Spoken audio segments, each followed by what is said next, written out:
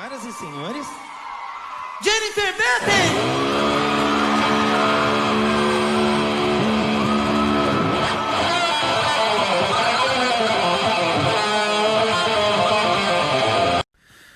Oi pessoal, como vocês estão? São 00:30 e eu tô gravando essa mensagem aqui basicamente para sugerir uma coisa para você.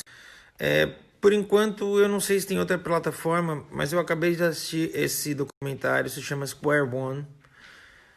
E basicamente é o documentário mais completo que eu já vi em defesa do Michael. É um documentário... Cara, eu já li muita coisa e ainda assim tiveram alguns momentos nesse documentário com informações que eu nunca tinha visto. Basicamente, esse documentário faz uma pesquisa em torno de vários nomes que são conhecidos de algumas pessoas que pesquisam a respeito do Michael sobre as acusações que o Michael sofreu. E é muito maluco você ver como esses nomes, basicamente, alguns desses nomes se encontram em diferentes momentos por conta de diferentes pessoas. Hoje lá na live com o Niso Neto eu falei um negócio que me ocorreu na hora e depois eu fiquei pensando. Algumas dessas pessoas, eles colocam todos os fatos, tá, gente? Eles colocam datas, eles colocam informações. Eles não... Esse documentário, ao contrário daquela bosta do Living Neverland, ele não joga dúvidas no ar. Ele mostra documentos, ele mostra o que aconteceu. Então, basicamente, algumas figuras importantes não estão mais vivas, além do Michael, para poder falar sobre o assunto. Um deles é o advogado que montou todo... Porque tudo na vida do Michael em relação a isso nasce no primeiro processo. E o advogado que montou esse primeiro processo já é falecido. O promotor que perseguiu o Michael ao longo desses anos, Tom Sneddon, também já é falecido. Não vou falar o que eu pensei. E, de qualquer forma, existe uma série de outros nomes que aparecem para quem pesquisava muito, porque são pessoas que... Então, são pessoas que colaboraram para que essa história do Michael, essas acusações se tornassem tão pulverizadas, porque a gente está falando, primeiro, de anos 90, então não existia... No Brasil, por exemplo, de internet. Então, não existia rede social, não tinha como propagar isso. Então, as informações elas tinham um peso muito grande. E existem alguns nomes que foram muito responsáveis por tornar essas informações fortes.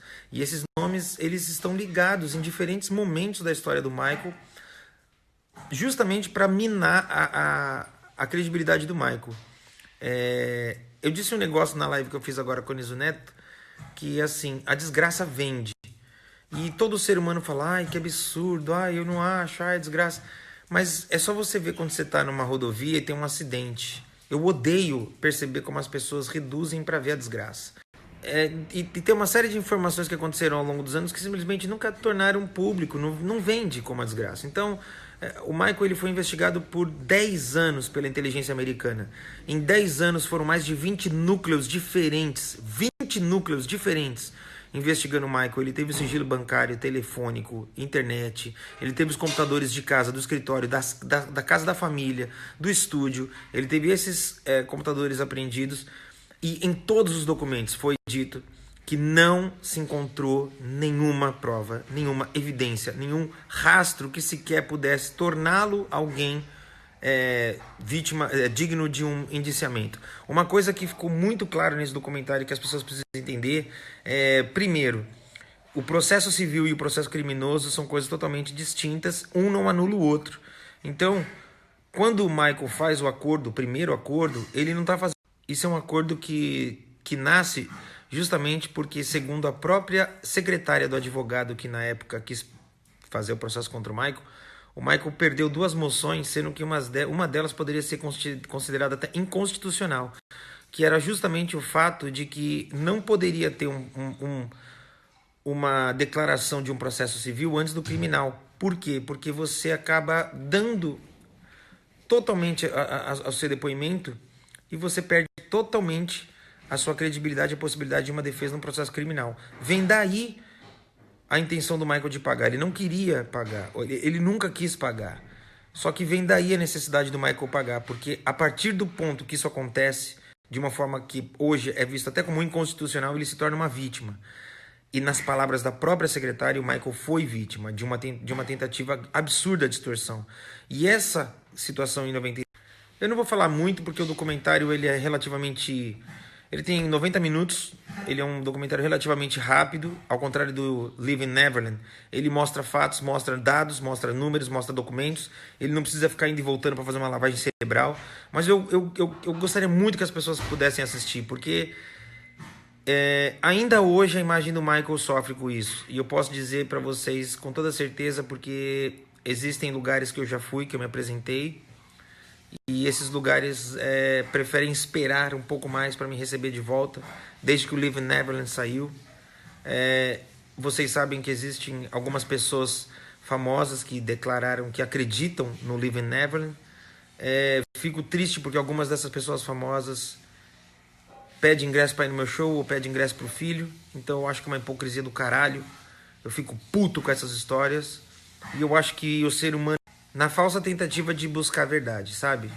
É muito fácil você se posicionar diante de um documentário que chega, te mostra um monte de merda e não te prova nada. Documentário esse que comprovadamente, para quem não sabe, o Living Neverland já teve documentos oficiais de juízes desmentindo informações que foram colocadas ali. Enfim, é muito triste ver que o Michael... é um cara que ele pagou com a vida por uma acusação que ele sofreu, sabe? Uma coisa que nem eu sabia, para vocês terem uma ideia. O Michael se foi em junho de 2009. Em julho de 2009, o garoto, que foi o primeiro acusador do Michael, foi agredido pelo pai. Em agosto de 2009, esse cara entrou com uma ação para que o pai não pudesse mais se aproximar dele. E poucos meses depois... eu acho que isso por si só já fala muito, mas eu gostaria muito que vocês vissem o documentário para ver coisas que a promotoria fazia. Tom Sneddon era um lixo, ele vendia informações falsas para serem jogadas na mídia, a ponto do próprio serviço de FBI, da investigação e dos juízes precisarem desmentir, porque na época foi soltada uma nota de que teria sido encontrado pornografia infantil em Neverland.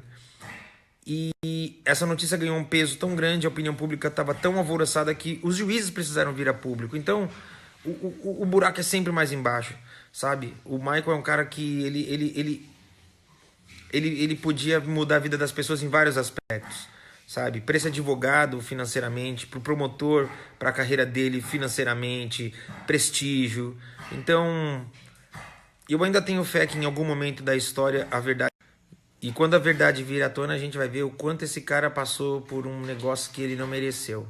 Até lá a gente fica vendo um bando de gente babaca, militando sobre uma porrada de coisa que é seletiva. A gente vai ver um monte de gente babaca falando uma série de questões que nem eles acreditam. E eu não digo nem só a respeito do Michael, porque a gente vive um momento onde as pessoas elas são vazias. E infelizmente o vazio de um pode ser preenchido pela falta de verdade do outro. É um bando de gente vazia seguindo alguém que também é vazio, mas que sabe fingir um pouco melhor que não é. Então é isso. Assistam esse documentário se puder. E é isso. Eu só quis falar que eu vi o documentário e desabafar um pouco. Eu tinha 13 anos quando o Michael foi acusado.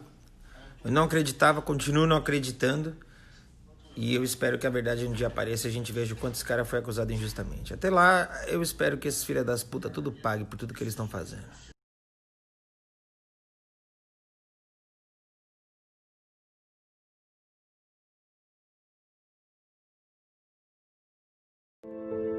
Olá, querido amigo, querida amiga, tudo bem com você? Mais um vídeo da série Se Você Quer Sofrer.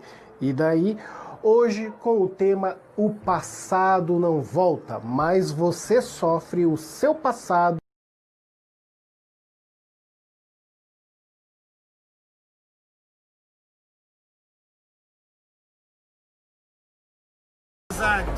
De bochecha rosada. Ah, que rosadinha, olha só.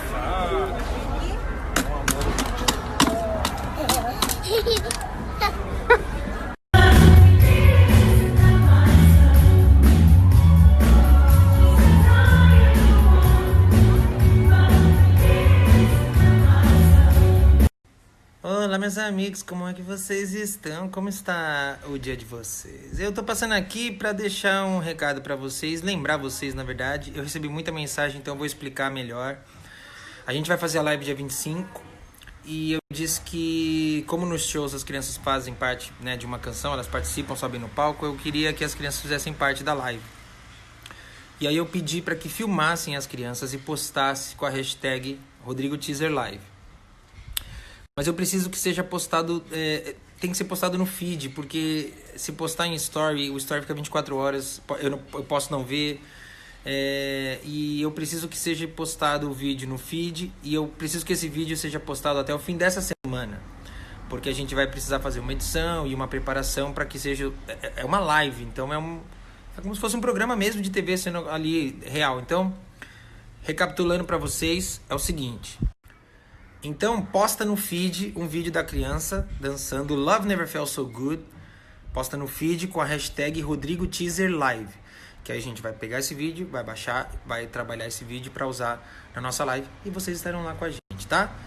E depois a gente vai falar outras formas para vocês que não são crianças também fazerem parte e serem lembrados com a gente lá na live, tá legal? É isso. É nóis. Até o fim dessa semana.